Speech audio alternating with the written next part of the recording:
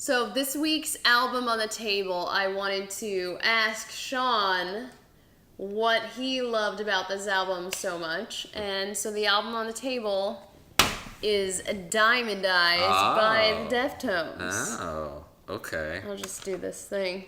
Okay. Okay. What do you want to know? Anything and everything? Okay, well, what did this album inspire you to buy? Let's start with that. Well, it certainly inspired me to buy my 7-string. Did you want any more strings than that? No, okay. No. Even though Steph is playing 8 strings on this album, 7 wasn't enough. He still plays 7s, and he changes up. Yeah, 8 was too many for me, and not to say that I wouldn't like to eventually toy around with an 8-string, see what I could do with it. But a 7-string, yeah, this album definitely got me into that mode. And you'd think it would have come sooner, because I had been aware of Deftones since I was a teenager. I always knew their music. I knew a few of their songs, you know. I think anybody that has listened to K-Rock in the last 25 years knows Change. And I remember, you know, back when albums used to have TV commercials, watching the TV and seeing, you know, commercials for their White Pony album. And I remember always wanting to get it, but I could never remember what it was about. I could never recall what it was that would keep me from spending the money on buying that. So I just never did.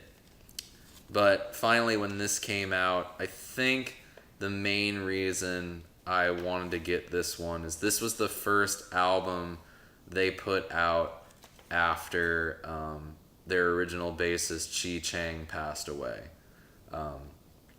He had been in a coma for many, many years, and the future of Deftones was sort of uncertain at that point.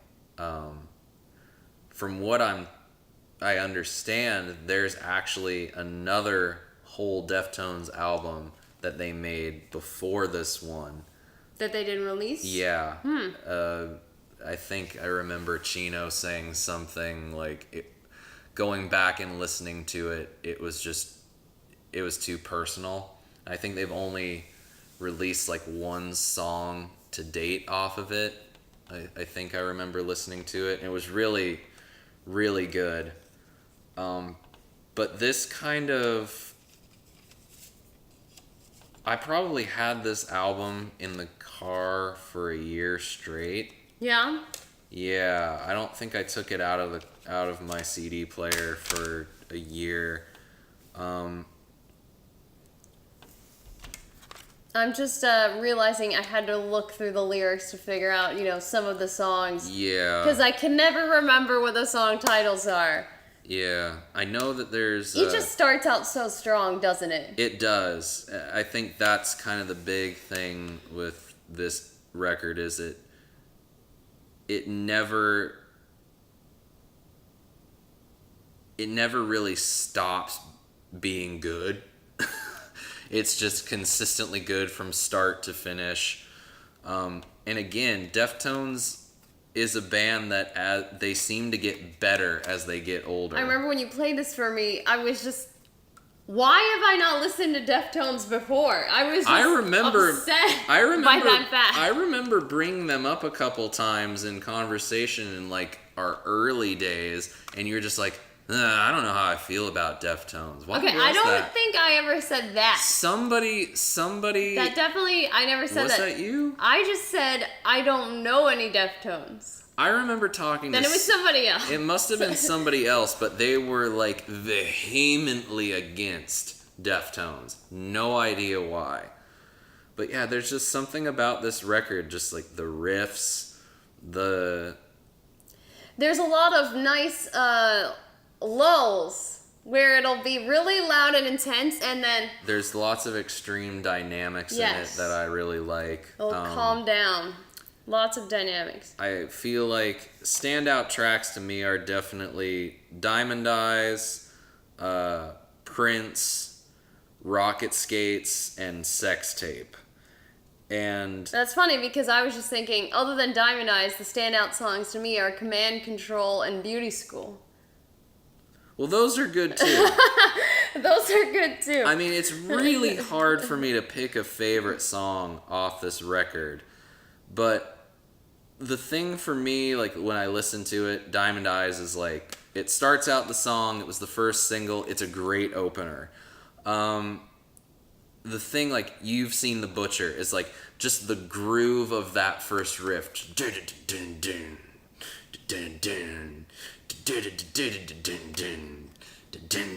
Yeah. It's just like, it's like, okay, some shit's about to There's go some down. pauses, Yeah. nice dramatic. Yeah. And then I think the thing, like, okay, if you're gonna call a song Sex Tape, you're like kind of thinking to yourself, okay, like, what is this song about? gonna be? But to me, it feels just like it's purely a song title.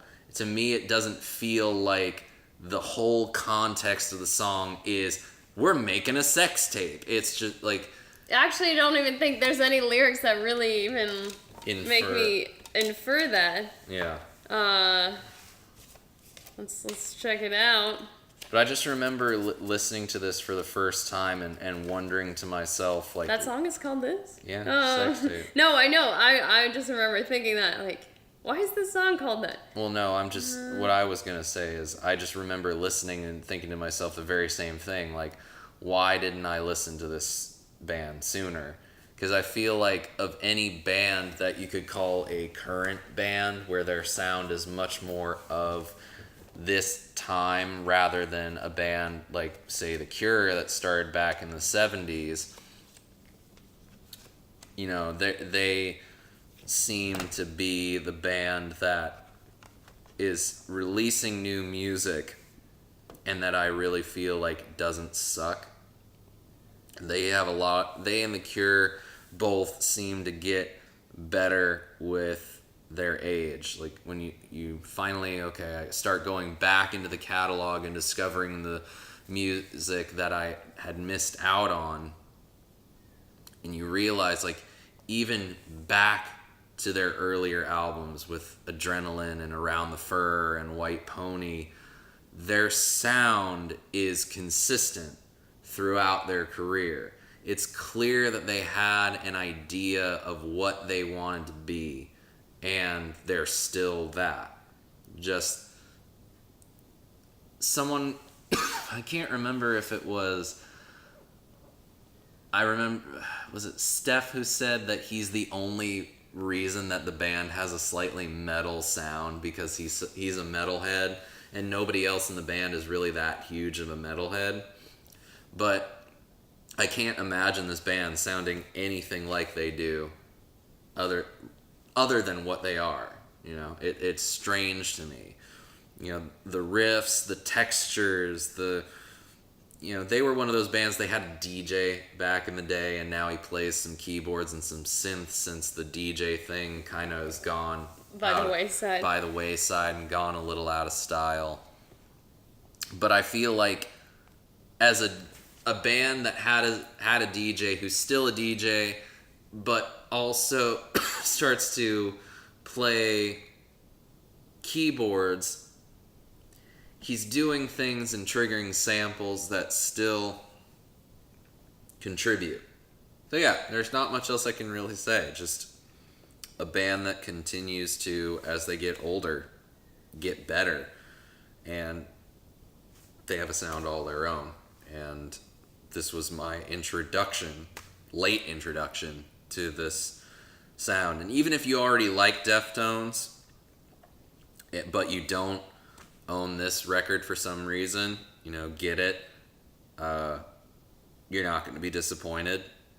And of everything that I've heard of Deftones since I finally started listening, I've not been disappointed. Consistency. That's nice to know that a band isn't going to suck after 3 albums.